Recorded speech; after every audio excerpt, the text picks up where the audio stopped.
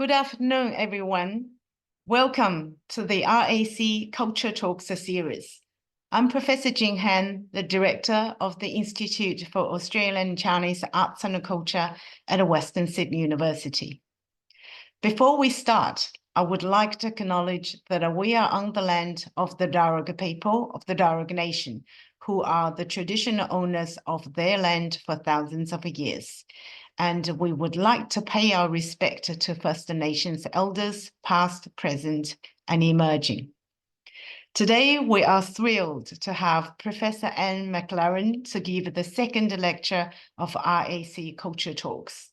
And Professor McLaren will speak about the civilization of China's Southlands, which I'm immensely interested because as we always call ourselves Northerners and Southerners, 南方人 and 北方人, 南方 or 北方, divided by the Yangtze River.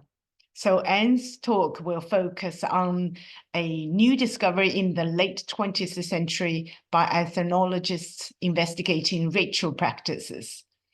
And this belief system that was previously held was unknown in China. And so fascinating. But first, let me briefly introduce Professor Anne McLaren. Professor Anne McLaren is Honorary Professorial Fellow at the Asia Institute, University of Melbourne, and a Fellow of the Australian Academy of the Humanities. Professor McLaren trained in sinology at the Australian National University and is known for her research into the cultural and literary history of China. She taught Chinese language and culture for 2 decades at the University of Melbourne until her retirement. Her major field of expertise is China's popular and performance culture, including storytelling, songs, folk epics, and theatrical traditions from the imperial era to the late 20th century. One of her books I found particularly interesting is Performing Grave, Bridal Laments in Rural China, because recently the very famous Chinese-Australian performing artist Rainbow Chan staged a show called Bridal Laments. And she sang all the bridal laments, lyrics and tunes and melody, just beautiful, stunningly beautiful and very touching. Professor McLaren's most recent book is Memory Making in Folk Epics of China, the intimate and the local in Chinese regional culture, which is the first study in English of the songs and folk epics of the rice-growing communities in the Lake Tai region of China. So at the end of the lecture, we will take questions from the audience. And please post your questions in the Q&A function at the bottom of the screen while Anne is giving her presentation. And then I will collect them for Professor McLaren to respond. Now, please welcome Professor Anne McLaren to give her lecture. Hello, everyone. Can you see and hear me? Yes, we can hear you and we can see you. Good. I actually can't see and hear you. I've just got the PowerPoints up, but never mind. So long as you can see and hear me, that's the main thing. So I'm very pleased to present today. Yeah, are you going to share the screen so we can see the slides? Well, I can see the slides. We can't see the slides yet. Right. So, okay. Yeah, if you click on from Yenny. Yeah. If you click on share screen. Yeah, unfortunately, I'm not getting. Oh, here it is. Where is it? Where are we? Okay. Yeah. Return to meeting. Share screen. Let's see. Here we go. Share screen. Yeah. Okay. Okay. See if this works. Take a second. Yep. Did you click on the screen on the slide? Oh yes, here it is. Good. Thank goodness. Yes. Okay, it's lovely to see you, Han. It's I've been interested in Professor Han's work as well, actually, because she's very well known for, she's famous for subtitling SBS, and she's most famous for subtitling a well-known Chinese program, Wuchang Wura, which is about love matches. So Very interesting work down there. So it's lovely to meet you for the first time, even if it's by Zoom. I'm very pleased to present today at the Institute for Australian and Chinese Arts and Culture, and I'd like to thank Professor Jing Han for the kind invitation to speak at today's Culture Talk. It's an honour to be here. I speak to you from the lands of the Wurundjeri and Kulin nations, in other words, from Melbourne. My topic today is the importance of diversity in Chinese culture. So what we're looking at here on the left-hand side is a photo that I took some time ago in the water town of Xitang. And those of you who've been to Shanghai, you might have done what I like to do when I go there, is you hop on one of those very high speed and high rail trains, the Gautier, which crisscross the Yangtze Delta region.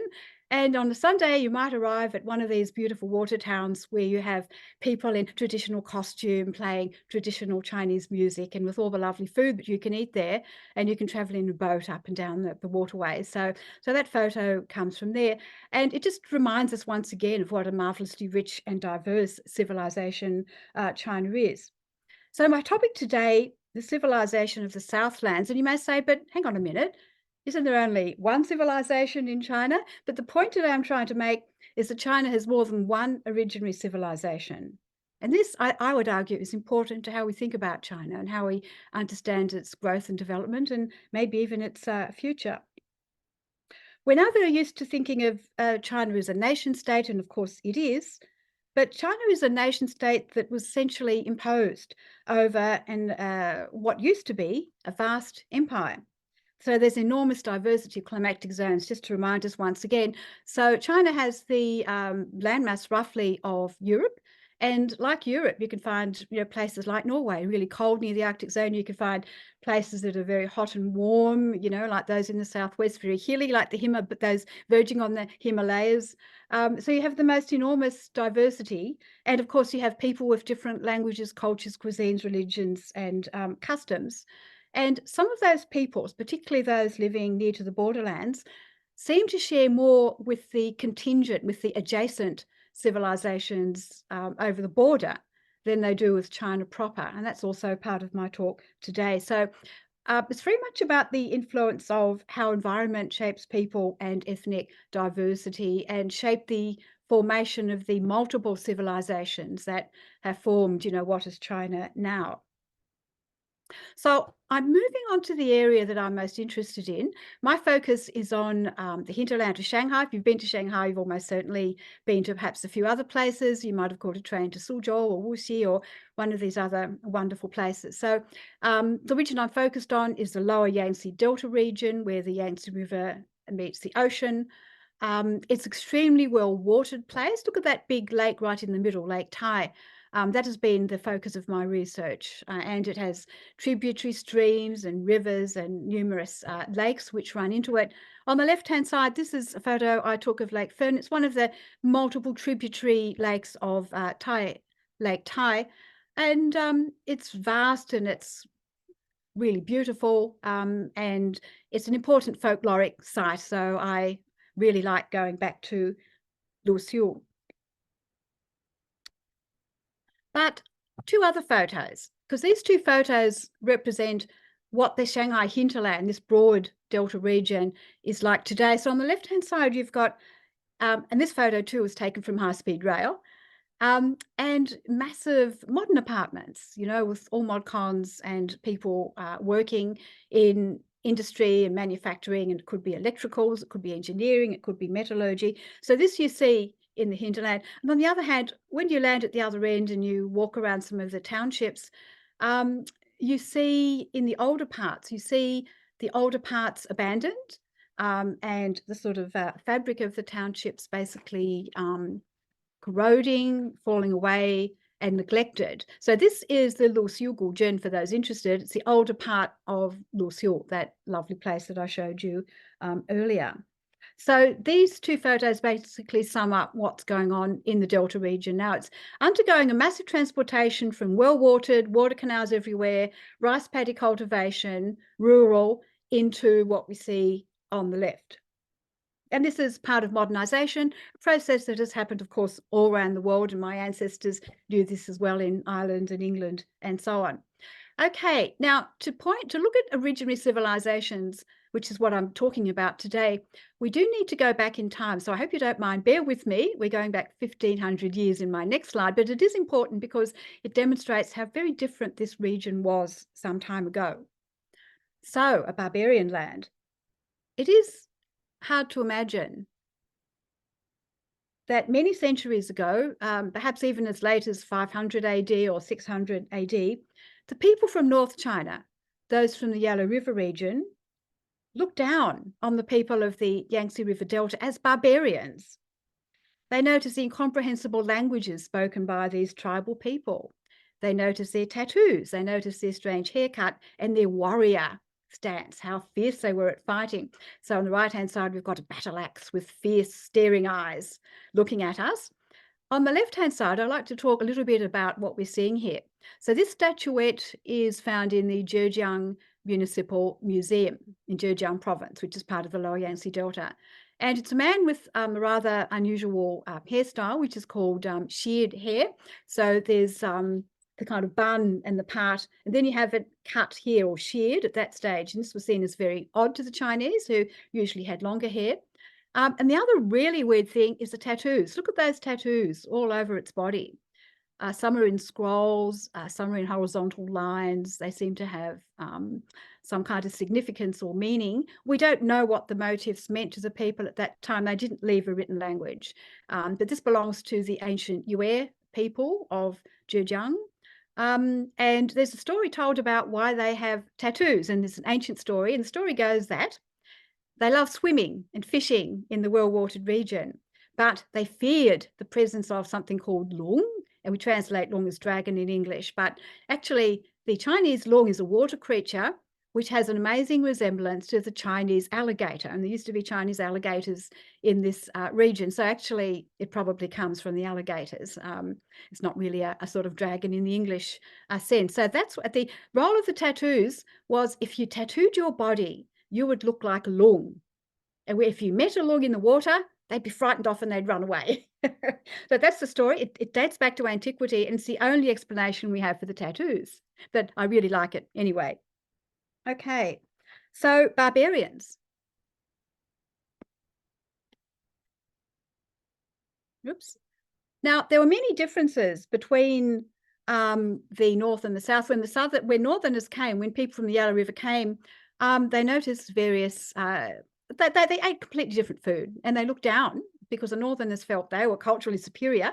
They looked down on the kind of food that was eaten in the Southlands. So I've just chosen two images to give you an idea of what they ate. This amazing pig with bristles on it is on a clay pot that dates back about 5,000 years.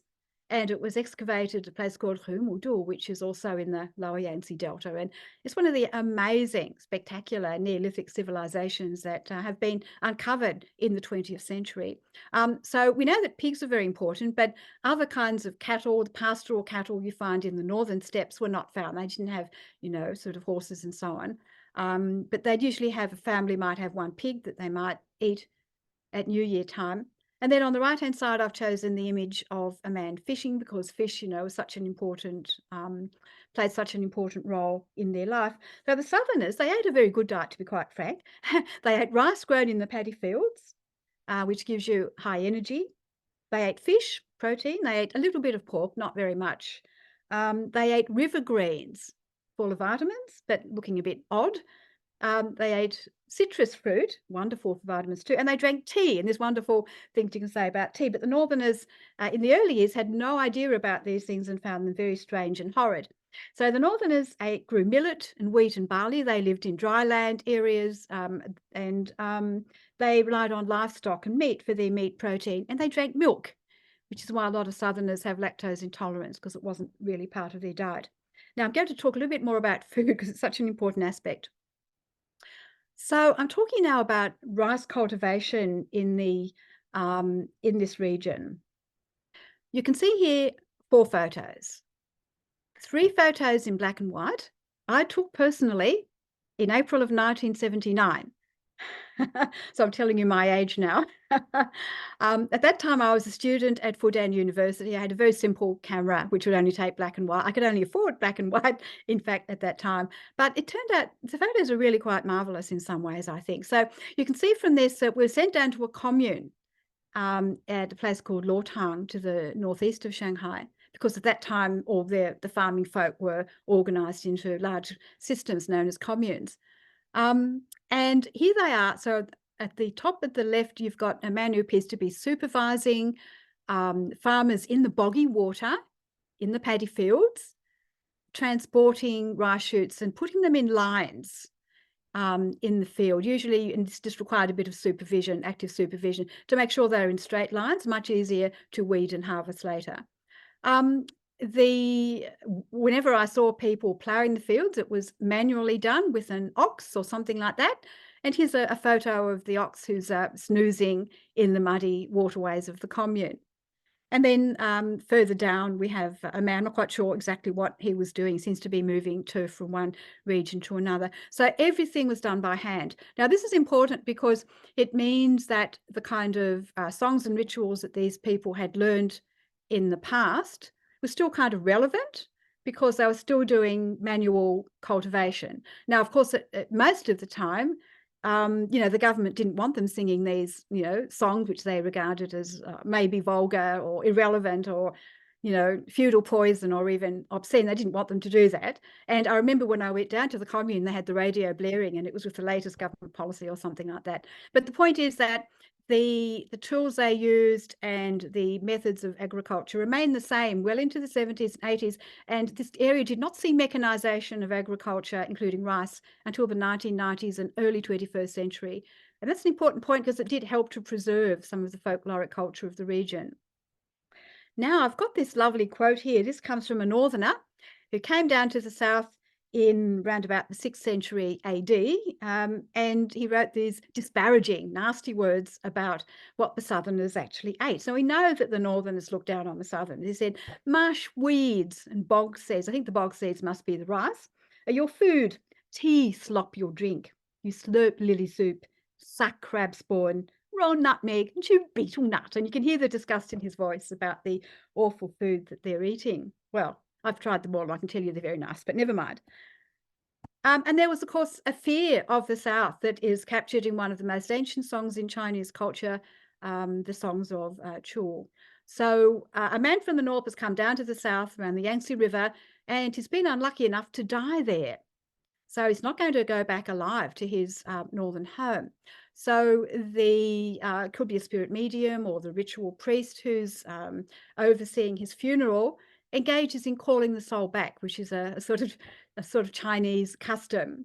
And he's singing this song, which once again embodies the terrible fear that people had of the Southlands. I'll just read it out. Oh soul, come back. In the south you cannot stay. There the people have tattooed faces and blackened teeth. They also blacken their teeth, I should mention. So they really look quite hideous. They sacrifice flesh of men and pound their bones for meat paste. There the venomous cobra abounds, and the great fox that can run 100 leagues, and the great 9-headed serpent who darts swiftly this way and that, and swallows men as a sweet relish. Her soul, come back. In the south you may not linger. Okay, so now, of course, all of this was to change, and now we're moving forward perhaps to the 16th, 17th century of the imperial era. All of this changed. And we're looking at the home of one of the wealthy merchants of Suzhou, one of the townships of the Delta. And this is his garden retreat, and it looks spectacular. And his son would be highly literate in the classics. He's studying for the imperial exams. He hopes to serve the emperor, who lives in Beijing in the north, a long, long way away. So all of this is to change. On the right-hand side, we have the Grand Canal, which starts at Yangzhou and goes up through Suzhou. This originated in canals built by earlier independent kingdoms, the Wu and Yue states in antiquity. They started building canals so they could irrigate and travel from A to B. But the Sui emperor in the 6th dynasty AD, he decided, okay, there's so much richness in the south. By this time, they were starting to acquire a taste for rice and silk and everything else that was down there. So we must bring it up to the north. And his capital was in Loyang. So he insisted that the canal be greatly expanded and be moved northward to Luoyang. Later on, when the capitals of the Mongols and the Ming and the Qing were in Beijing, then it had to extend all the way up to Beijing. So this is how the wealth of the south was brought to the north, and how the northerners were much better able to dominate and govern the south. So the Grand Canal played an amazing role. Meanwhile, of course, the Lower Yangzi Delta region became fully integrated into this empire because, well, they were very wealthy. They had rice, silk, and 101 other things. They were highly literate.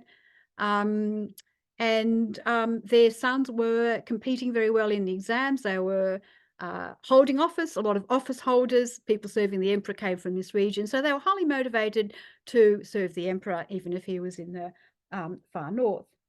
This region at that time was known as Jiangnan, or South China.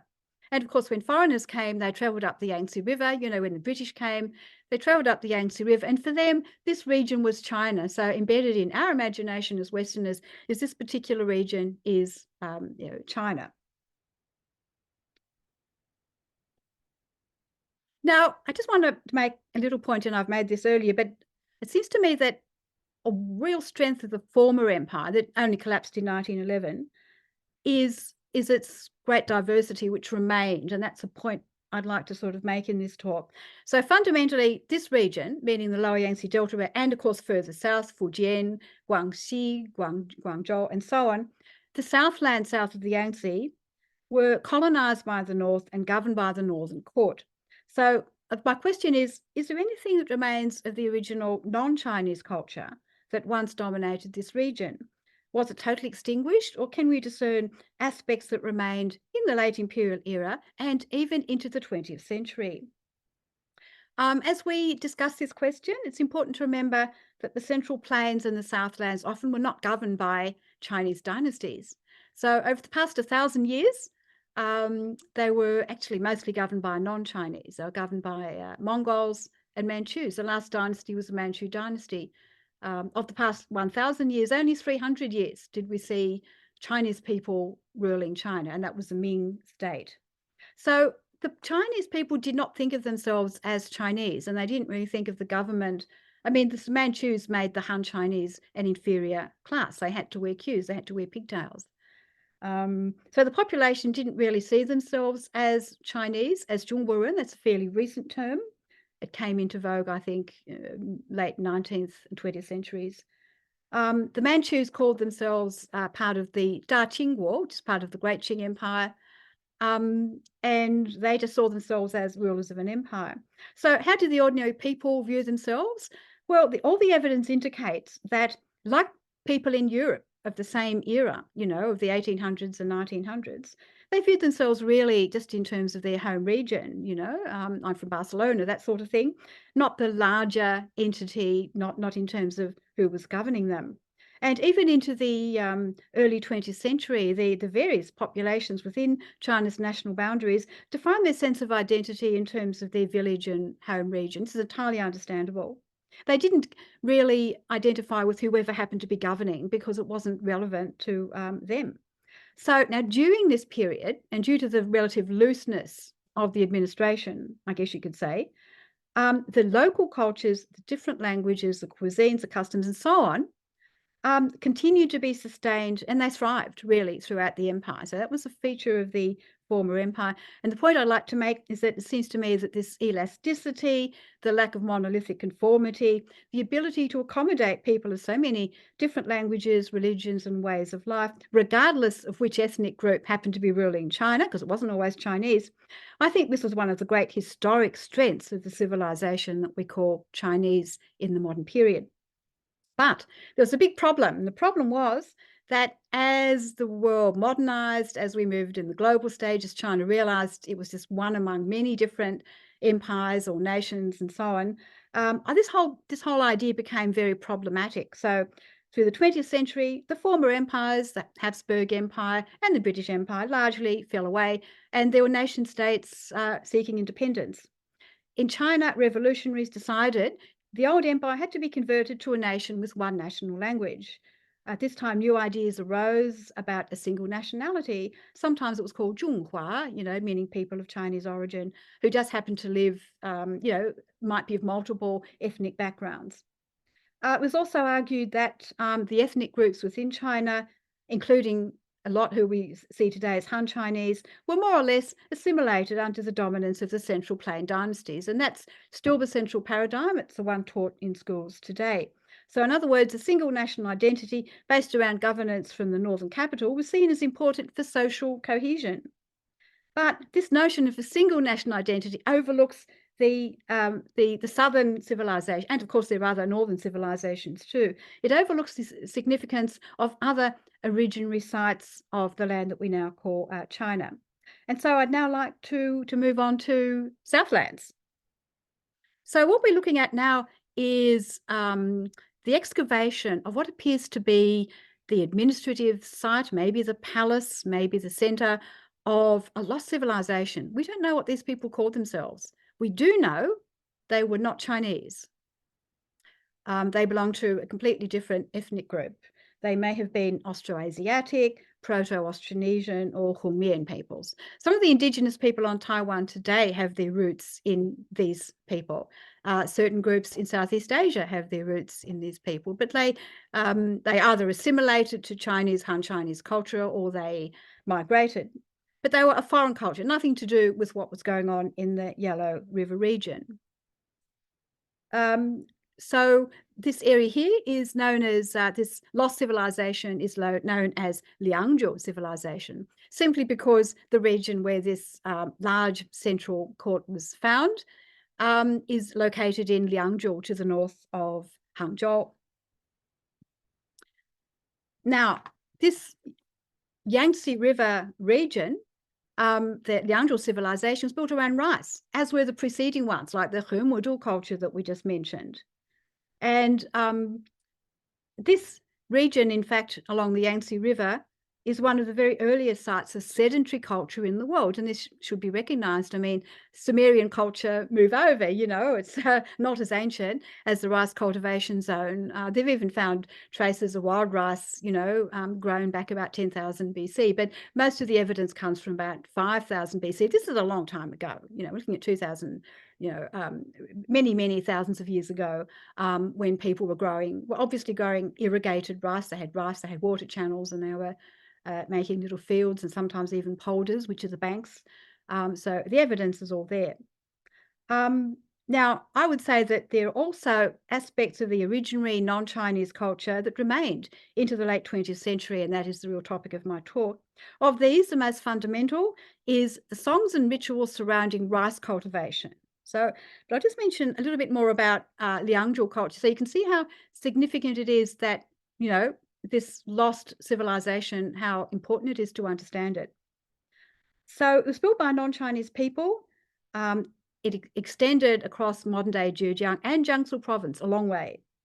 Its people were rice cultivators, and they lived a semi-sedentary existence based around rice. They made the most amazing jade artifacts. Look at the one on the left with the staring eyes once again. He looked very fierce, perhaps a god in a mask or a plate, and then the bird. Amazing. It's thought that now what happened, why was the civilization lost? It was lost because of climate change, surging tides, and massive floods. And we know this from looking at sedimentation. Suddenly you see signs of the culture up to a certain point, up to 4,000 years ago, you've got signs of this culture. Then suddenly it just stopped and you just got sediment. So we know that a major reason in the fall of this civilization was indeed flooding. It's thought that the population migrated, some would have migrated south to Southeast Asia, bringing with them their knowledge of rice cultivation and maybe of jade. And some of them would have moved further north. The motifs that we see here on the left with the jade mask plate and so on, many of the motifs made in jade here are found in the sites of the earliest Yellow River Chinese dynasties, known as the Xia, the Shang, and the Zhou. So this is much further north, but these are much later. They're 1,000 years later, you see. So there is a link between Liangzhou and the early Chinese dynasties, but Liangzhou preceded it by 1,000 years at least. Now, The cult of the rice deity, obviously Liangzhu is no more, but the cult of the rice deity in this region continued right into the 20th century. So so essentially what happened is that Chinese scholars made a surprising find in the late 20th century. They went to villages in the Lower Yangzi Delta. They came across ritual practices relating to a rice deity. And it turned out that the rice deity is feminized. So, you know, it's a woman rice deity. So this is based around notions of the feminine. It's that sort of civilization. And this was really surprising because it's the first time it had been noticed by scholars. And it's also interesting that the ritual practices surrounding rice and the songs and so on are very much of a piece with what you find elsewhere in East Asia and Southeast Asia. Wherever you grow rice, you find similar sorts of songs and rituals. So you find them in Japan, in the Philippines, India, Thailand, Java, Bali, and Vietnam, all over the place. Here we have a Vietnamese woman. She's belongs to a minority called White Thai, and there are White Thai people type culture as well in southern China. She's just on the border with, you know, modern day China. She's making a rice mother. It's very simple. It's made from rice straw. She will place it by the side of the rice polders and venerate it in the hope that the rice harvest will be good. So it appears likely that this cult of the rice goddess, even though we haven't got any written records, given that rice began in the Yangtze River, very likely the cult began here. And when the civilization, you know, was flooded and the population dispersed and they traveled to Southeast Asia, they brought with them their knowledge of rice cultivation and the songs and rituals that they believed helped make the rice grow. So there was a reason why they did it. It was to help make the rice grow.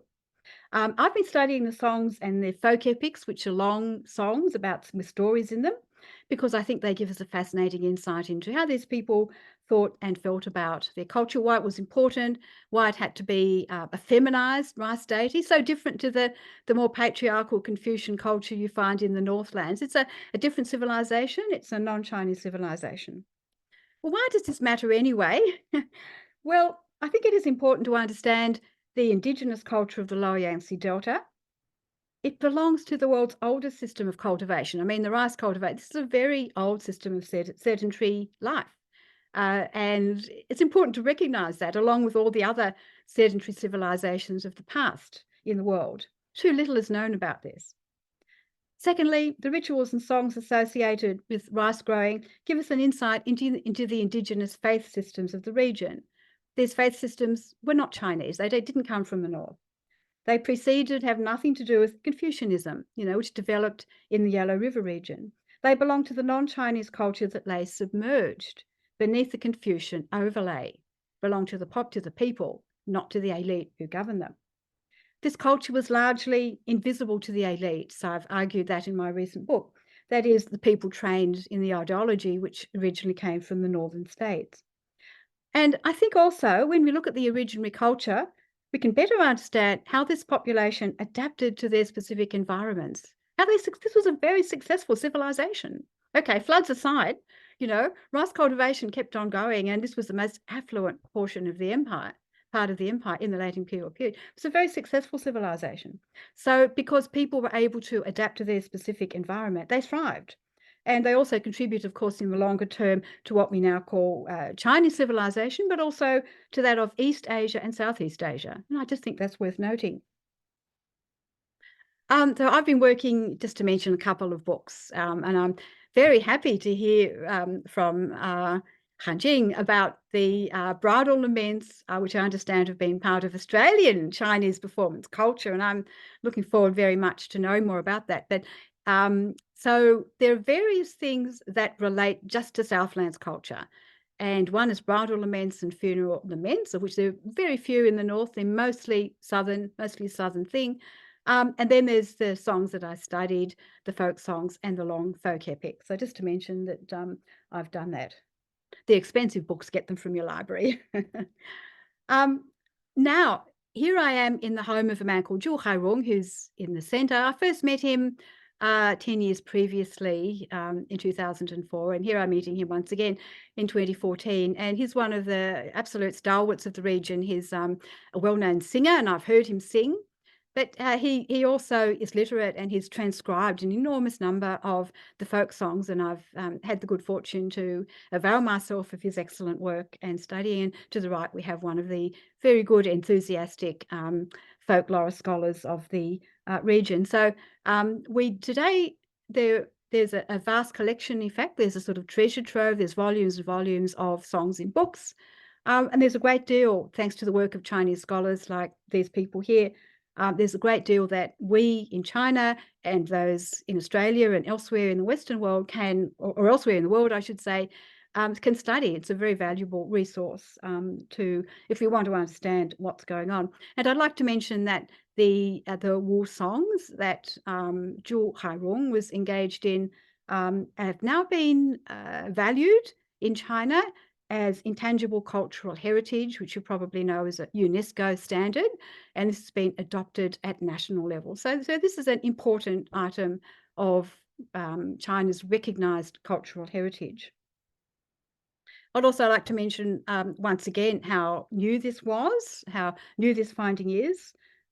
Francesca Bray is a renowned scholar of the history of Chinese agriculture and especially rice cultivation, and she notes that China, she has said in previous works that China, unlike other areas of monsoonal Asia, is a bit odd because she says it has no goddess of rice, no shrine, no spirit of rice residing in the rice grain. Well, this we know from later evidence turns out to be incorrect.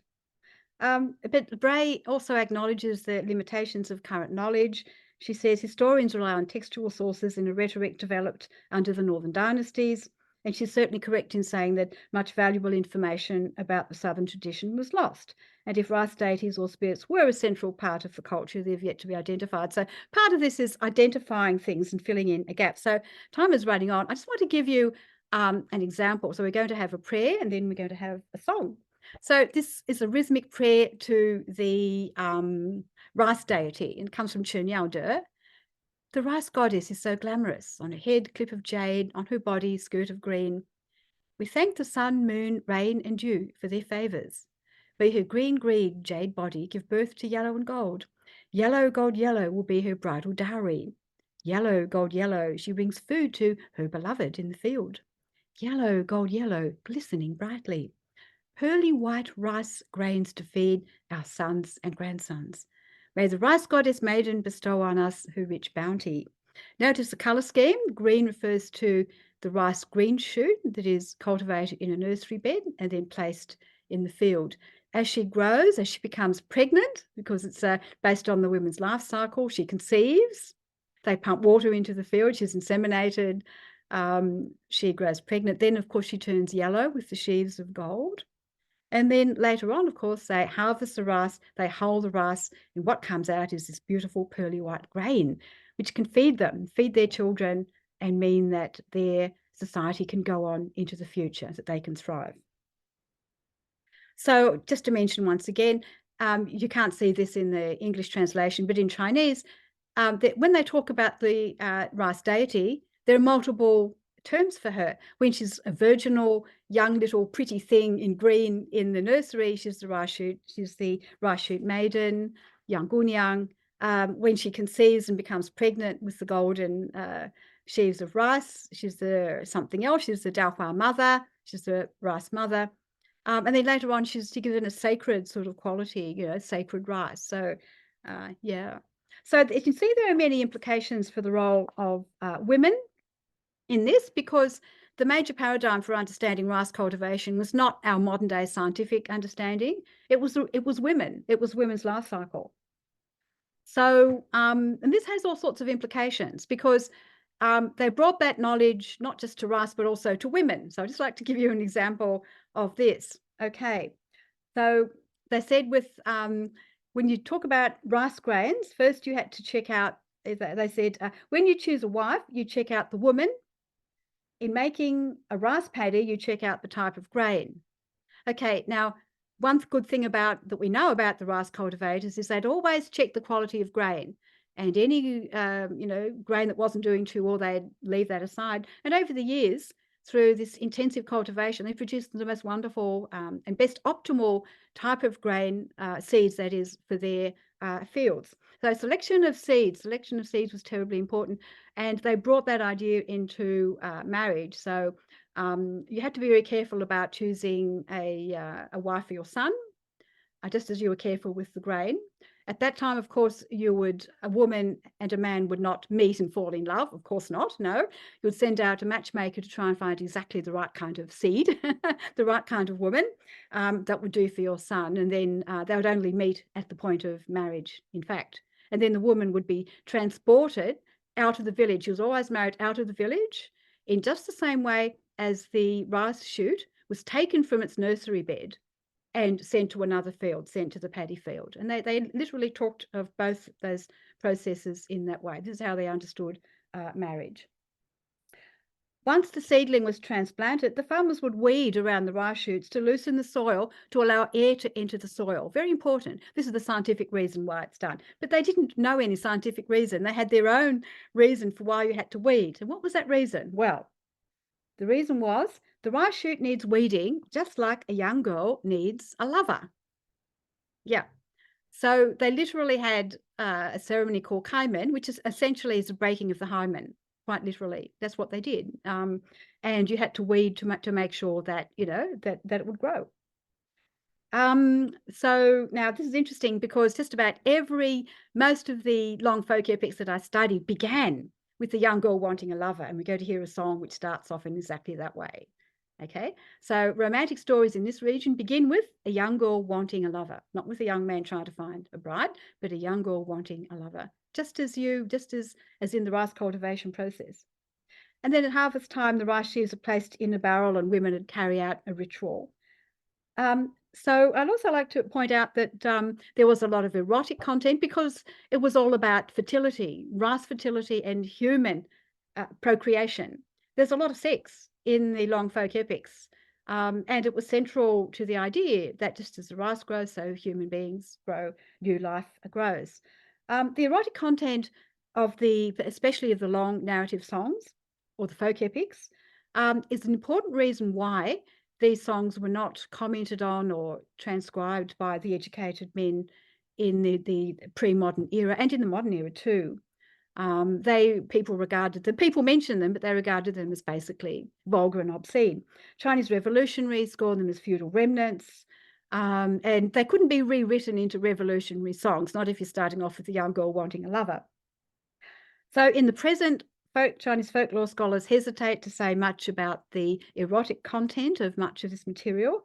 And when they're reproduced in printed form, because that's for a general reading public, including school children, of course, this content is simply removed. Now, this is fine, I understand that, but it does obvious damage to the original inspiration and ritual meaning of these songs. The singing was very important in rice cultivation. And we know this. There's even a source going back 1,000 years that I'd like to give you now. Why? Because it was communal work. You had to organize. It was important to transplant the rice in lines. This meant that you could essentially cultivate a field quite quickly and expeditiously. It also meant that when it came to weed, you could just do it in a line. So it was much better than going all over the field. In Europe, we tended to fling seed everywhere, all over the field, but the Chinese cultivated their seed in straight lines, and they relied on organized labor. And this required a bit of choreography and supervision. And there's this what we have here is a scroll. It dates back to the mid-12th century, and it's the earliest source I could find about singing during rice cultivation. So this scroll with the beautiful pictures is about how to grow rice. It comes from tilling and weaving pictures and was offered by a man called Lu Shu to the Song Emperor in 1145. And this lovely picture of them all doing transplanting, and they're singing. And there's a poem inscribed on the scroll which goes as follows, and it's about rice chayang, sort of putting the rice shoots in the paddy. From the southern stream to the northern stream, songs boom out as they plant the new shoots. Throwing down the plants, their hands never cease. Moving left and right, they never miss a step. You see from that the choreographed nature of the movements and how song was a help. Even in the 20th century, an anthropologist, Fei Xiaotung, mentioned the importance of having this choreographed pattern dance, like, you know, organized movement and songs to organize people's labor in the fields. And he came from Wuzhang, which is the very same region. So I think we can say confidently that, you know, songs were sung during rice cultivation 1,000 years ago, and probably much, much earlier, I would say. Now that rice mechanization, now that rice growing is mechanized, of course, these songs have ceased. I have to stress that. And the singing and the rituals are no more. So we only know about it from the work of ethnographers. Now, I promised you a song, and because time is running out, I'll give that to you now. We're at the home of a singer called Wu Jushang at his home in Taochuang. He's going to sing the first stanza of a song, how a maiden from a good home, her name is Wu Gunyang, fifth daughter, a handsome young hired hand from a labouring class, no money, of course, but he's handsome. A strapping young man comes into her field of view. She falls in love with him. And we know that this story will come to no good end because it's not organised through the matchmaker. The parents haven't given their permission. We know this will end in tragedy. Most folk epics about love affairs end in tragedy. We know that. But the opening stanza is about the young girl wanting a lover, and you can see that the singer's really enjoying this part. This was a favourite bit. This is where you have amorous glances and flirtatious encounters. So listen to this. Look at his face. It's very loud. It's sung, you know, in his back courtyard. All of these songs were sung in the outdoors, so they're very loud. Okay, here we go.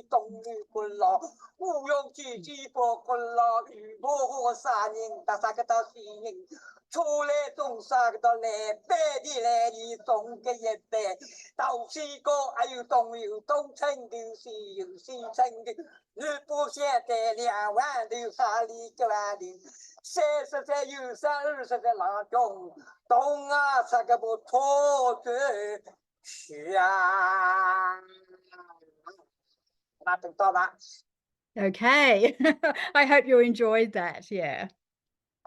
Oh, sorry. Move on from here.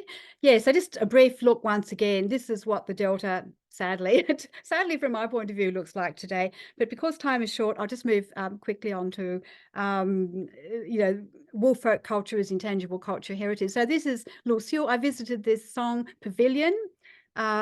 It's built as to be a replica of the kind of song pavilions that used to dot the area. There used to be song competitions in these sorts of things. This one contains an exhibition of the war songs of the region, and school children go in and are taught some of the folk songs. So this is an aspect of, you know, what is going on in the present day to preserve these songs and cultural heritage. And just some final thoughts. And I'll be very rapid here. We now know that the Central Plain was not the sole source of civilization from which everything else developed or evolved. China's evolution into a single unified nation state under the control of the people from the northern capital was not inevitable, not a manifest destiny. It was the outcome of a lengthy historical process which involved, you know, warfare, colonization, conquest, and so on. During this process, the old regional cultures managed to retain their cultural patterns in submerged form. And I think that's an important point, to a much greater extent than you find in places like Europe, where the process, like of eradicating the former culture, was much more thorough. So it preserved into the late 20th century a lot of the former culture. So the old regional cultures managed to retain their own cultural patterns regardless of who ruled the empire. It didn't matter if it was Manchus ruling the empire. It was a long way away anyway. So people were free to adapt to the rhythms of their own specific environment. I've argued that some parts of this original culture survived. It's not a it's not a Chinese or proto-Chinese culture, but some survived even into the late 20th century. And it seems to me that when you look at the civilization of the Southlands, we see a pattern of resilience that has continued for thousands of years. It's a pattern which is in a sense intrinsic to the very different types of environments found over the landmass of the empire. It's also the great strength of the former empire that we now call China. And that's where I'll stop. Thank you very much. Wow, thank you so much, Anne. It's so interesting, fascinating. I mean, not only the content is fascinating, but also the way you present. You're such a good, excellent speaker, so engaging. Quite a few. I have a few questions, and I will start with my questions, and then audience, if you have questions, I can see Sally posted questions. So yes, so there will be questions coming up, but I'll ask my question first, taking the advantage of this chairing position. It's really fascinating that you brought it up about this rice cultivation as a very feminized. So, you know, it's now hearing that, and I feel like it makes a lot of sense about the southern even southern language, you know, dialects and languages is quite different from northern, and the feminine part probably have something to do with it. I will ask you that question. But before I ask the language question, my question is, you know, looking at the pictures, and also you touched a lot about the ratio of transporting rice, the rice shoots, you know, seedlings into the rice paddies. And the Lord, Rachel, sustaining or song or celebration. But for wheat, it's often harvest. You know, like there is a lot of about harvesting that is celebrated and all sorts. But for the rice cultivation, do they also have rituals celebrating harvest?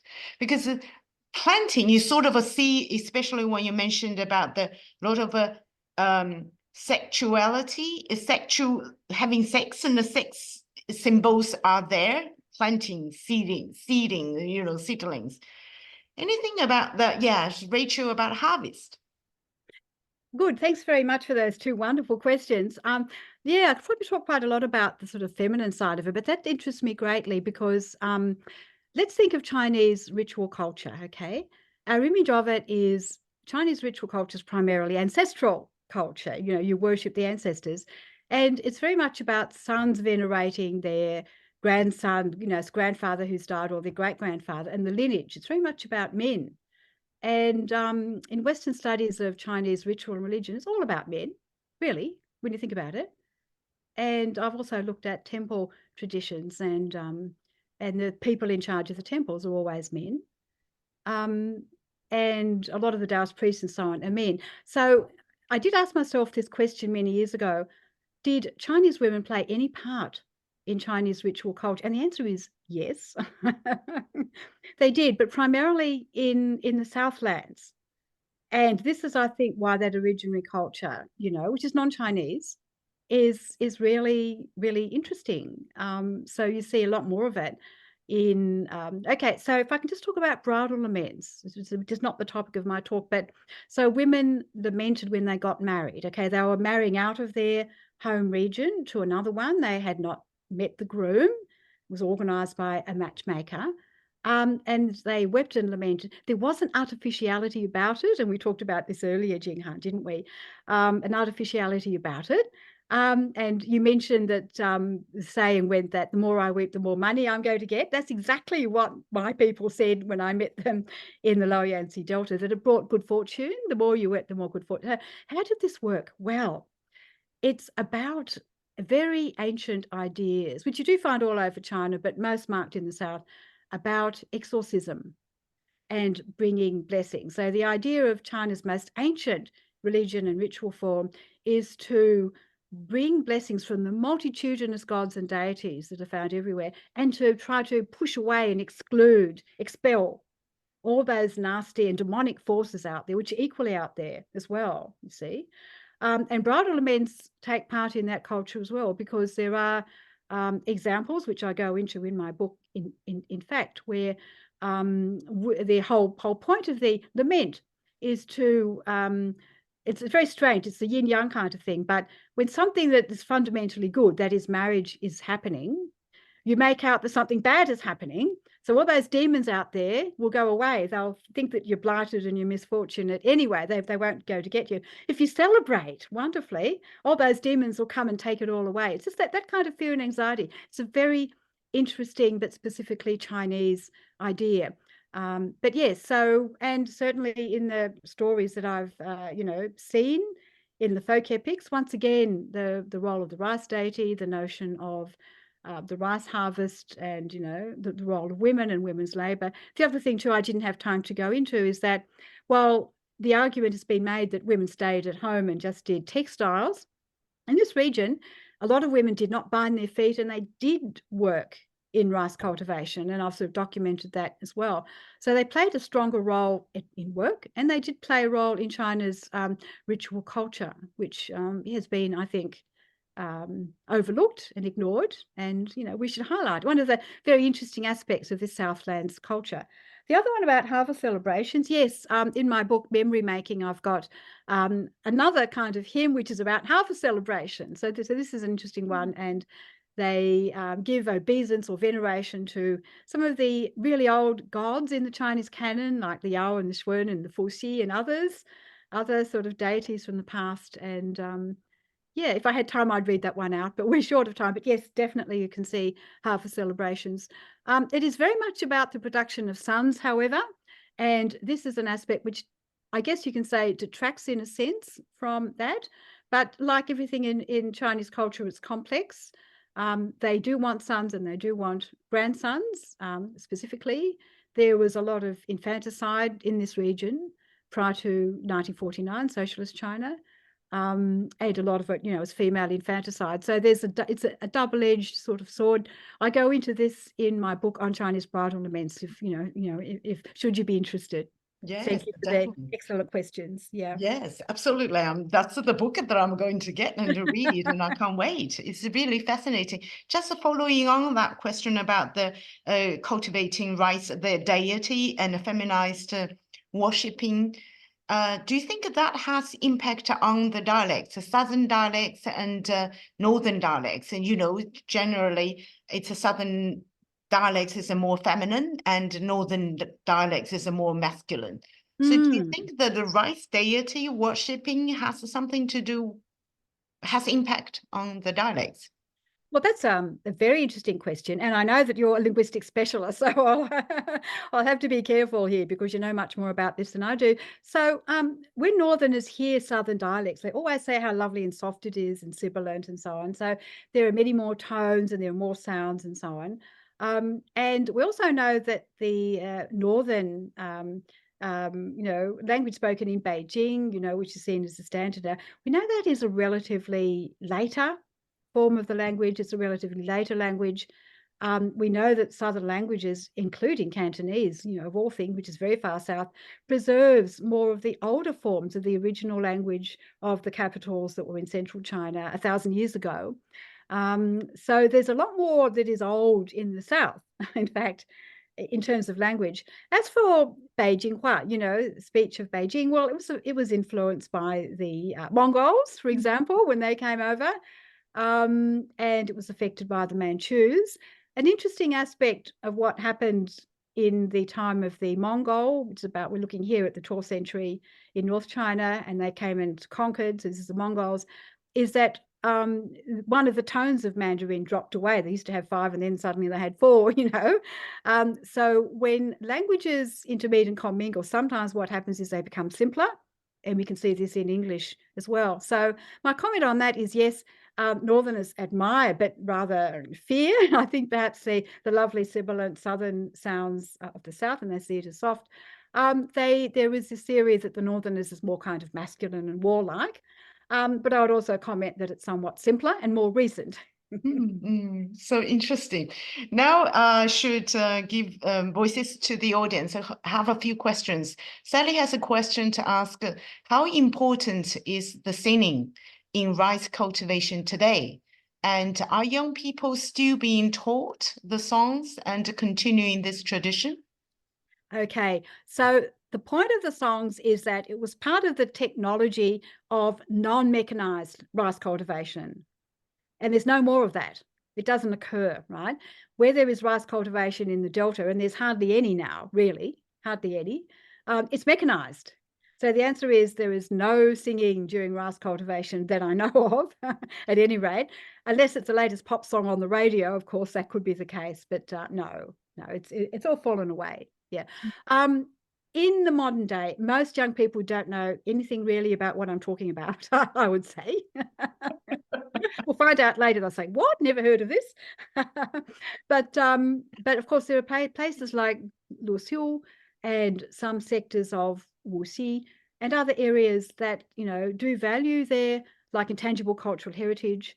And there are people like Wu Jusheng, who you've just heard, who are trained, and he's training other people. After he passes, there'll be other people who can sing their songs. Today, they're often like wheeled out at civic performances and ceremonies. They might bring in people like Wu Jusheng to sing, to represent the cultural diversity of the region.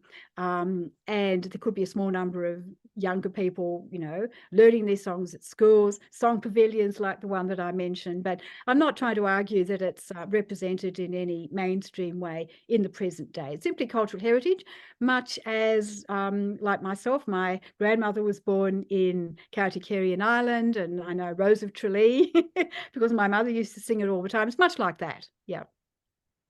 I have this very interesting question from the audience saying that you showed an image of a rice straw ornament. In households in China's Southlands, do you find statues or paper representations of the rice deity or goddess that people worship as a form of a kitchen god? Oh, okay. That's interesting. That's interesting. Look, I'll have to look into that. I have tried to find images of the little rice straw rice deities that ethnologists in China did find in the 1980s. But if they did make photos, I'm sure they did make photos, but they haven't put them in book form that I'm able to read. So I haven't seen any of those, or else I would definitely have, shown you one. Now, you mentioned the kitchen god, and that's very interesting because, of course, they do make little effigies at the time of the kitchen god, and there's a New Year celebration of the kitchen god. But I must say that is new to me, and I will investigate. Thank you very much for that tip. I will investigate the association that might exist between the little rice straw and the kitchen god. So thank you very much. I'm learning a lot from the audience. I hope there's some more interesting tips that will help me on my way. Thank you. Next, the question is, Nick just said, so thank you so much for the great session, the beautiful singing, really interesting to find out about this culture within China.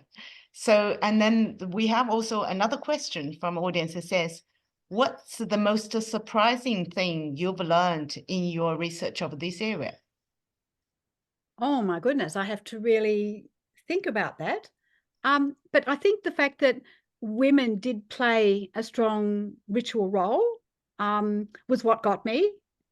And I remember one person who I met, and I asked this person, and it turned out to be a man, asked him, why does the bride sing? I mean, this is the wedding, for heaven's sake. Why is she singing? Why is she lamenting and crying and sobbing? Because she actually breaks down in tears. Why is she doing this during the 3 days prior to her leaving the home? I mean, I can understand she's sad in many ways, but why does she have to carry on a performance and learn how to do it, spend years trying to learn how to do it, so on? And then he said to me, and it was in Chinese, in Mandarin, he said, and that meant getting rid of the noxious vapors. And a little went on in my head, a little light bulb went, okay. So this is actually about evoking spiritual power, expelling the demons that lie in wait and want to destroy humankind. It was one of the most valuable insights that everything I learned from Chinese people, I have to add. The last question we allow, since we're running out of time, is from the poetry, can you tell when women start working in the rice field? I can see from the old photo only men working or harvesting. My understanding, women focused on raising children and housework. Great question, because this is the general model that people think of, that women were inside, they were the Neirin, and men were the outside, the Wiran. It's so important that I've got a special section in my book in, what chapter is it? Maybe chapter 2, I think, or 1, on exactly that, women at work. So I just expected the women of this region would have bound feet, like the other women in China at that time. I just expected they'd be working inside because cotton textiles and silk textiles are very important to the region. But what I found was, when I investigated, that women did in fact engage in rice cultivation, in specific tasks in rice cultivation, as well as in textiles. And they were amongst the most hardworking women in the world. So what were they involved in? Well, they tended to look after the rice shoots in the nursery bed. In most regions, they didn't transplant. That was a man's job. At times of peak need, everyone, men, women, and children, even dogs, were hustled to the fields, and they had to work from dawn till dusk doing key things like weeding was one of those, very, very difficult thing to do, but weeding was essential to be done at certain times. With rice cultivation, it's one of the most laborious forms of agriculture in the world, and a lot of things are time critical. You've got to do it just when the sun's going to shine at a certain time, just before the cold rains come, and so on and so forth. So a lot of things are very critical. Harvest time is absolutely crucial, of course, and every man, woman, and child is out there harvesting rice and hulling rice and so on. When I went to the commune, incidentally, we foreigners were, especially the girls, were sent to work with the older women in the area, and we were put to work doing rapeseed. So did women work in this field? Yes. Women in this area, in the poorer areas, women did not have bound feet, and they did engage in rice cultivation. Yes. Yes, last question, because I have to ask this question on behalf of Professor Tsai, who is actually our adjunct professor. So I must ask this question on his behalf. Professor Tsai is actually is an ethnomusicologist. Right. So here's his question: how effectively can we theoretically and methodologically link the archaeological and ethnographic findings? Can you use the song as an example? Goodness, that's one I'd really have to think about. It seems to me that the songs were important. I argue in my book that the songs were a form of ritual technology. This is not a term that I invented. It was invented, or it was first put forward by a man called George Condominias, and he's talking about, I think, Thailand, Southeast Asia. But he said that they really needed to sing to do the work. That's what it means, okay? They needed to sing to do the work because it did help organize, it helped choreograph the work, and it motivated the people to keep on going, because it's very hard work, it's very intensive labor. As I said, how do you link that with the archaeological finds? I find that quite fascinating. Now, the songs that I'm looking at relate to a particular type of rice cultivation. And it relates to the type of rice cultivation where you put the rice in a seedling bed, a nursery bed, and then you pluck it, and then you put it in a rice paddy. A rice paddy is a field, very marshy, with essentially banks all around it. Now, that specific form of rice cultivation is probably the most sort of sophisticated one, and it's found in the later period. It was not found, like 6,000 BC, probably not, probably more like 4,000 BC. So I keep on looking for archaeological evidence of rice polders and rice irrigation channels and a more complex system of rice cultivation. We know that the first War Kingdom, which was the 500 BC, we know from historical records that there were rice polders, which is the banks, the more complex form, at that time. Now, does this mean they necessarily had songs to help them organize? We don't know, because nobody recorded it, sadly, but it's possible because songs are helpful for all the reasons that I've mentioned. So maybe that's one way of linking it. Well, we have to end this very interesting session. Oh, it's really fascinating. And thank you so much, Anne. And it's for this great talk. We'll have to invite you back to talk more about other researches you have done. And particularly, I'm so interested in this bridal laments. So you have to give us a specialized talk on that. It's really fascinating. And thank you so much again. And thanks everyone who's staying for listening to this. And we will have the recording sent out to the links. And so you can either listen to it again or forward to your friends and circles. So we will have our next culture talk in a month or so. We will send out the invitation. And thanks again to Professor Anne McLaren. And have a good evening, everyone. Thank you. You very much. I've been very honored and very, very pleased to attend this session. Thank you. Thank you. Bye-bye.